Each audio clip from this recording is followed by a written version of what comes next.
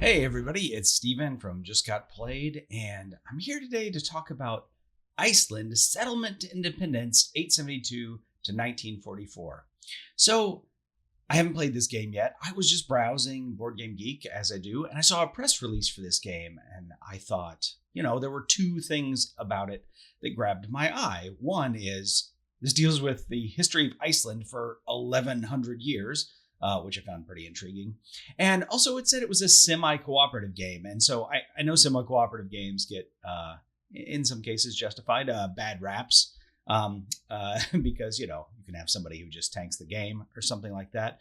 But I've also played some really good ones. It's a mechanism that I like when it's done well. And so I was curious to see how this game did it.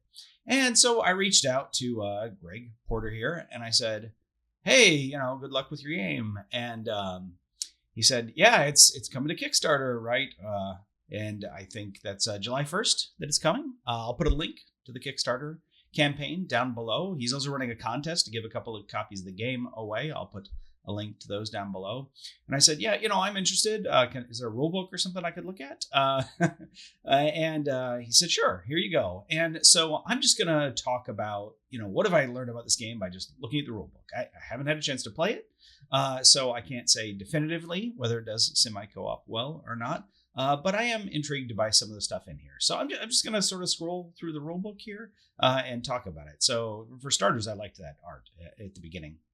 All right, so it's talking about Iceland, and people started to colonize Iceland in 872, and it didn't become independent until during World War II, 1944.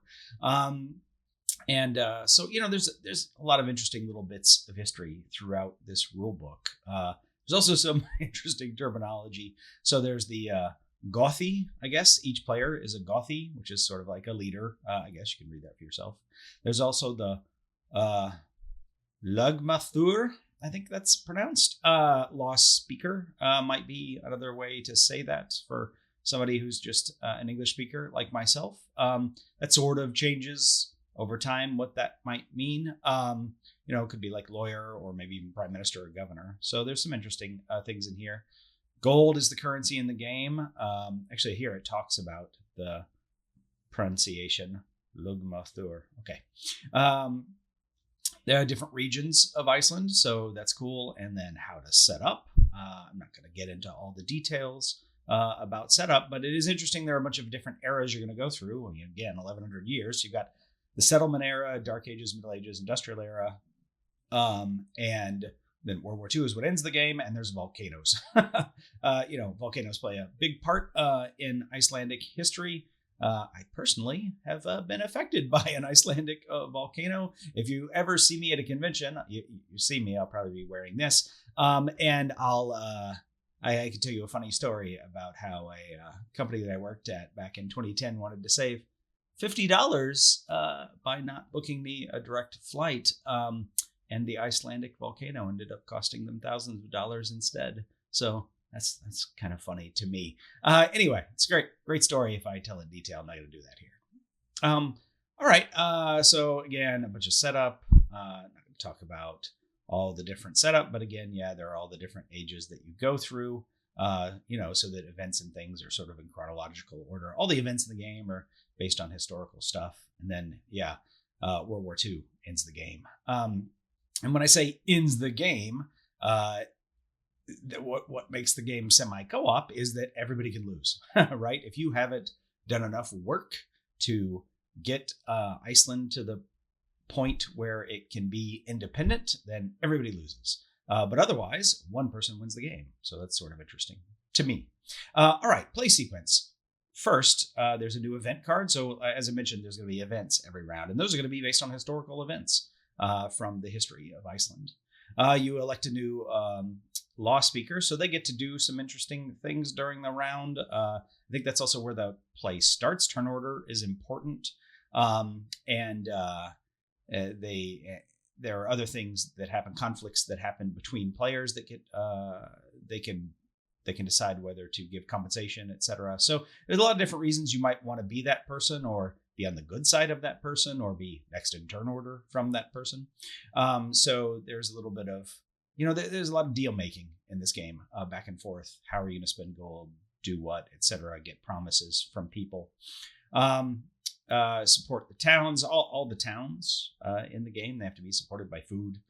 So you have like fish or farms are the typical things. So farms and such are represented by sheep, and then they're fishing boats and stuff.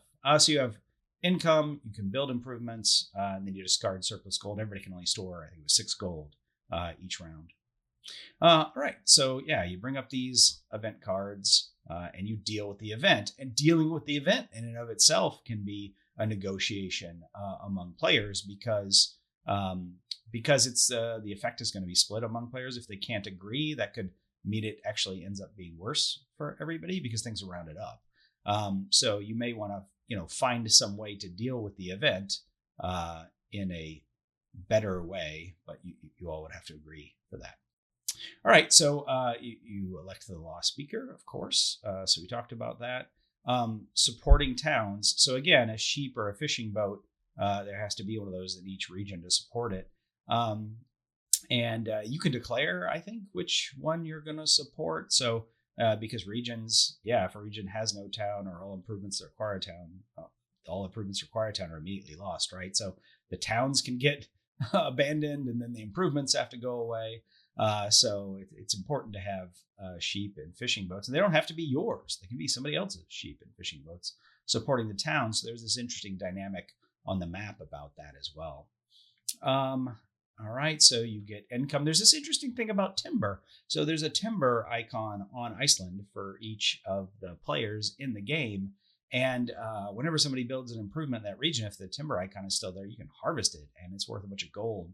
And but it's also worth points at the end of the game towards the culture or whatever that's needed for as far as Iceland getting independence. So, on the one hand, you don't want to harvest the timber, but on the other hand, like it's really valuable to get that bump early in the game, right? Because things sort of snowball as you build engines and etc. And also, if you don't use the timber, somebody else is probably going to come along and use it. And historically, apparently, they really did basically clear cut the whole island of Iceland. I think it says in here it was maybe the 50s or something that they started trying to grow some of the forests and stuff back in Iceland. So that's interesting that probably the players are going to follow what happened in history. All right. So improvements. All right. So you can build, there's sheep and fishing boats, and those are the things that you can build before there's a town. In fact, a town needs to have those things to support them. But then once you have towns, you can build other stuff too. So it's interesting. I think there's a table here somewhere about the cost of the different stuff. But building these different things is, how you get points, but then there's other ways that people can sort of take these other things, right? So you get trade fleet, port, road, cathedral. So there's a bunch of the things listed. And I'll get back to that when we talk about the semi-co-op nature of that. But there's a limit to what you can do every turn. And again, there you go. You can get 6 gold for taking the timber that's out there on the map if it's there when you need it. Here's a list of some of the improvements. All right, we got fishing boats, sheep, town, trade fleet, port, road, cathedral, culture, timber. All right, that's cool. Again, another reminder here that the players can trade gold at any time, and that's important, right? As you trade things back and forth. There's a thing in here somewhere, a note about trades are not binding unless gold is actually included. I feel like there's a way you can game that by saying that, sure, I'll let my sheep will support your town instead of that other town if you pay me a gold, but you have to vote for me as the law speaker and give me gold in the future, right? Like I feel like you could just weirdly add that trade of gold in there as well to make it binding, but I don't know. And until the game plays out, I don't know the significance of making trades binding or not that way. All right. So the trade fleets, cathedrals, roads, buying and selling, right? You can change the ownership, of these things, like I said, and in fact, you can initiate a conflict to sort of steal stuff from people. It says here that they're pretty simple. You basically have to pay double the cost for, whatever the other person paid for it. And that's because there's a limited amount of spaces that things can be, right? So otherwise you just build somewhere else for the normal cost. But because of those limitations, you might want to pay double and steal something from somebody. But that isn't as productive as far as the whole of Iceland goes, trying to, meet that become independent goal by the end of the game. So, if you're just stealing something from somebody, you're spending a bunch of resources to get a thing that's already out there on the board.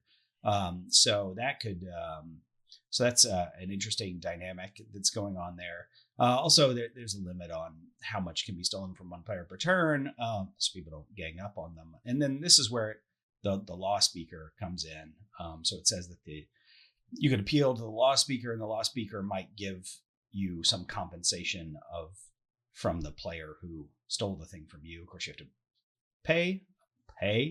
bribe the law speaker to do that for you. Anyway, there's some examples in here. There's special cards. So it talks about all the different special cards here.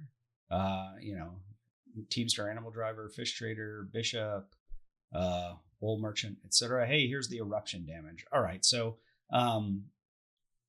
and down here, discard surplus gold. Right, I mentioned that before. You can only store 6 at the end of your turn. I think there's a maximum income you can have too, so there is some finite amount of gold you can have in any given turn, which I think makes it such that some buildings are basically unstealable. I think you can also buy culture points somehow. You can spend money on culture, which is not something somebody can take from you as far as victory points go, and they help you push the game towards the completion criteria at the end. They so that Iceland becomes independent, but then they don't help you during the game like some of these other things do. So it's an interesting trade-off whether you should spend whatever it is, money or resources, probably money, I guess, doing that during the game. Eruption damage, again, yeah, so the volcanoes and things. The volcano, I guess, I'm going to assume, is always bad. And, they can damage different regions. It does actually in here somewhere. I saw it in here somewhere, but it does tell you which regions are more or less prone to be affected by events. There's a random set of events, so not like every event in the game is going to happen every game, right? So every game is slightly different. So there's that variability there. So that's good. But, there is a probability that certain regions are going to be hit by the volcanic event or hit harder. Also, somewhere in here, it says that, hey, speaking separately from volcanic events, just the regular events, like I think it was the Middle Ages. It was like there are no good events in the Middle Ages, so prepare for that. So that's interesting. All right, so ending the game. So when the World War II card shows up, as a group, the players need to have gained Iceland's independence, right? So you get 1 point for each combined player income plus 1 point for each culture circle claimed, and 2 points for any remaining timber. So I mentioned that again. Those can be useful at the end of the game, but probably won't be there. And basically this means about 15 improvement points each per player plus 5 culture points in order to win, and in order for somebody to win. Otherwise, independence is not achieved and everybody loses. And then there's, the score for the players is their total improvement point score plus the gold value of their culture plus their special achievement cards. Whoever has the highest score wins. So, it's interesting. One of the things that I like as a design sort of idea with semi-co-op is there's a little bit of a catch-up mechanism in that, if you as a player are out in front, you want to make sure that the game doesn't beat you, that you achieve whatever condition is required for you to be the overall winner. So you need to spend time doing that. But if you are in the back, if you're looking at everything going on the board and you're not winning, then not a whole lot of reason maybe for you to contribute to like culture points or something to sort of, there's a little bit of dovetailing between your own personal goal and the overall goal here, but you don't need to push the game towards that victory completion condition because you're not going to win anyway. So, I think that's one of the things I think that can work in semi-co-op because it can work as a, catch-up mechanism. But another interesting thing in here is it it actually ties into the conflict between the players. So it seems that, I haven't played the game, but it seems like there's a lot of wheeling and dealing, negotiation, etc. in this game. But if everybody just sort of is constantly screwing with each other and piling on each other and causing each other to, have conflict and steal things, etc. from each other, then you're going to lose, right? Everybody's going to lose. So it seems like there needs to be a little bit of a happy medium where, sure, there can be some conflict, but if you go overboard with conflict, then everybody's going to lose. And so I think that's interesting. I also don't think that, again, just based on the rules, not having played the game, it doesn't seem like one player can just tank the game here, right? And it doesn't even seem like you're even going to necessarily know till, maybe later in the game, whether you are in a position to win or not. So I'm not sure there's a lot you can do right at the end to sort of tank the game, right? Now, I don't play with players who do that, right? Players just play the game and they see like, oh, I'm not going to win. I'll just, go nuclear in that game tomorrow that I like you literally can go nuclear. But usually people are, they just keep playing the game. Like I'll play for second place, I'll play for third place, whatever. That's fine. I'll strive to just improve better than I have been. So, semi-co-op games, again, work with my group, the groups that I usually play with anyway, because of that. Anyway, so, all right. What else have we got here? Adjusting the difficulty. Okay, that's interesting. A bunch of game notes on regions. It talks about towns and fishing boats. It talks about how Iceland was really an agrarian society that didn't really have urban centers. What is it? The game starts in 872, and 900 years later, the population of Reykjavik was all the way up to 127 people. So 1772, 127 people lived in Reykjavik. And the first mention of the second largest city was in 1562. So again, very agrarian society. It talks about how roads were, a thing that came pretty late to the island. I think it says the road encircling the island was completed in 1974. Finally, a road encircling the island. So that's pretty interesting. It talks about trade fleets and what they represent. People did come to Iceland to trade for things that they made there. And that was good because there's a lot of things that Iceland just naturally lacks and needed to be able to get. Just reading this rule book, I'm learning about Icelandic history. Hopefully you're learning it too in this video. So, hopefully that's interesting to you. I don't know how interesting the game is unless you're interested in the history of Iceland. But to me, it was, again, one of the big selling points, one of the big two things that caught my interest about the game. So it talks about some of the things I mentioned already about trees and how bad it was when they took the trees because the soil isn't great there and the trees grow slowly. It talks about the different regions and the culture. Some things about strategy, right? So it's, explaining everybody loses, but also just the idea of really gold should flow around. It is the grease that keeps the wheels of the game moving. So that's interesting. Talks about volcanoes here again. The value of the law speaker is going to vary because, early in the game, there's a lot of space in the map, right? So you don't need to be first in order to get that improvement that you want necessarily. But later that gets tighter. It talks about, conflict is a last resort. It's a gold poor game. Wasting on conflicts hurts you and hurts everyone. It says the game will always be 14 rounds.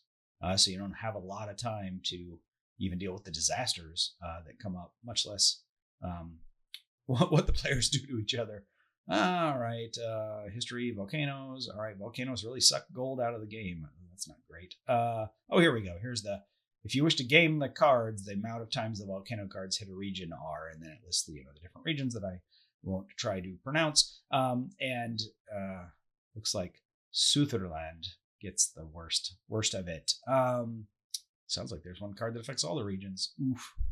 All right. Settlement era, Dark Ages, prophecy, Christianity. Maybe those are some of the events and things that come out. Yeah. All right. You can substitute an event for a volcano, but not a volcano for an event. I don't know what that means, but that's interesting. All right. More about the history of Vinland, slavery being abolished in in 1117 of the Common Era. Wow, that's pretty early compared to a lot of countries, I think. All right. Conflicts again. Black Death, Civil War. They had a nasty civil war in the 13th century, the Age of the Stirlungs. Okay, didn't know that either. All right, and Reformation. All right, bad weather, bloody English, Danish rule, Norwegian rule. Again, Iceland really didn't get its independence that it enjoys now until 1944, and that was even, I think, after the English invaded in World War II, I think. All right, Revolution, 18th century. Okay, interesting. Prosperity, unrest in Europe. All right, World War II, last round. All right, and then the credits. So yeah, there you go. Oh, and here's a sample round. So that's nice. You can see the map here, actually. So that's cool. You can see one of the event cards. So it sort of walks you through that as an example. That's nice. I haven't walked through that myself, but that's interesting. And I find that helpful when you're trying to learn a game. Some more about some timeline stuff. And I'm not going to go through all that. And then down here, there's a reference. All right, so there's a reference about how to set up the deck, some special notes, sequence of play, and the cost of the improvements. So yeah, there you go. Anyway, I just wanted to go over this real quick because the game caught my eye. Check out if you're interested, crowdfunding campaign, I'll put the link below. Check it out for yourself. See if it's interesting enough for you to support. You'll be able to do that soon. I don't know exactly when the campaign is launching. I think July 1st. Anyway, so you can support it there if you want, or you can just subscribe to it on BoardGameGeek and wait to see what other people say. Maybe get a copy later. But and there's a contest, right? So again, the contest down below where you can try to win 1 or 2 copies from the publisher. Also down below, there's a link to our Discord channel. So if you want to talk to us, the whole Just Got Played crew, we're in there. You just come on in. We'll chat about whatever you want. Generally board games, but we talk about other stuff too. So, it's up to you. Come join us there. Otherwise, if you enjoyed this video, please give it a like. Consider subscribing to our channel. We do appreciate. It does help us out, those likes and subscribes. But until the next time, thanks for joining me.